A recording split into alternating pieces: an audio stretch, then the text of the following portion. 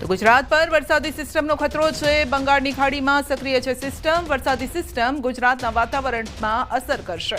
કેટલાક ભાગોમાં ભારે વરસાદ થઈ શકે છે। બંગાળ ઉપસાગરની સિસ્ટમ અને અરબ સાગરનો ભેજ અરબ સાગરની સિસ્ટમ રાજ્યના ઘણા ભાગોમાં ભારે વરસાદ કોઈ ભાગમાં અતિ ભારે વરસાદ લઈને આવી રહ્યો હોય તેમ જણાય છે। તો દક્ષિણ ગુજરાતમાં મોટો ખતરો મંડરાયો છે। દક્ષિણ ગુજરાતમાં ભારે આગાહી છે। સુરતના ભાગોમાં આફતનો વરસાદ પડી શકે છે। 29 સપ્ટેમ્બરથી 3 ઓક્ટોબર સુધી ગાજવીજ સાથે વરસાદની શક્યતા છે। દરિયાકાંઠાના વિસ્તારમાં ભારે વરસાદ થઈ શકે છે।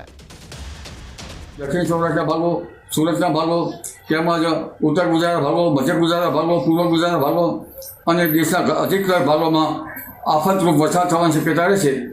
અને ગુજરાતના ભાગોમાં પણ લગભગ 29 સપ્ટેમ્બરથી 3 ઓક્ટોબર વચ્ચે ગાજવીજ સાથે કેટલાક ભાગમાં ભારે તો લગભગ દરિયાકિનારાના ભાગોમાં અતિ ભારે વરસાદ થવાની શક્યતા રહેશે।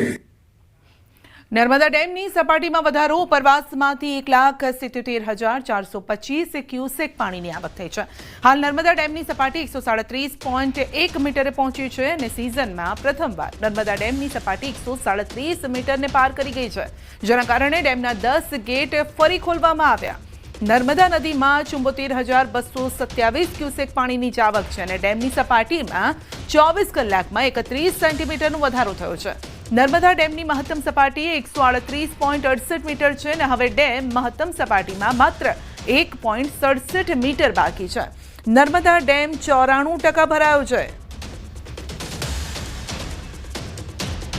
ઉત્તર પ્રદેશના મથુરાના સદર બજાર પોલીસ સ્ટેશન વિસ્તારમાં એક મહિલાએ હાઈ વોલ્ટેજ ડ્રામા શરૂ કર્યો। તેણે પોતાના મહત્વપૂર્ણ દસ્તાવેજો ફાડી નાખ્યા અને જેના કારણે વિસ્તારમાં અરેરાટી ફેલાઈ ગઈ। લોકોએ પોલીસને જાણ કરી। માહિતી મળતા જ પોલીસે પહોંચી અને મહિલાને સમજાવવાનો પ્રયત્ન કર્યો, પરંતુ મહિલાનો હોબાળો ચાલુ રહ્યો। પૂછપરછ દરમિયાન તેણે ખુલાસો કર્યો કે તેના પરિવારના સભ્યો તેના દુશ્મન બની ગયા છે અને જેનાથી તેના જીવન સંપત્તિને ખતરો છે, જેના કારણે તેણે ગુપ્ત રીતે વૃંદાવન આવી હતી તે અને મહિલાનો આરોપ છે કે તેના પતિની સાથે તેના ભાઈઓ પણ તેની પાછળ છે। તેને તેનાથી ખતરો છે અને તેઓ તેનો પીછો કરી રહ્યા છે। ઘણી મહેનત સમજાવટ પછી પોલીસે મહિલાને પોતાની કસ્ટડીમાં લીધી અને આ મામલાની તપાસ ચાલી રહી છે।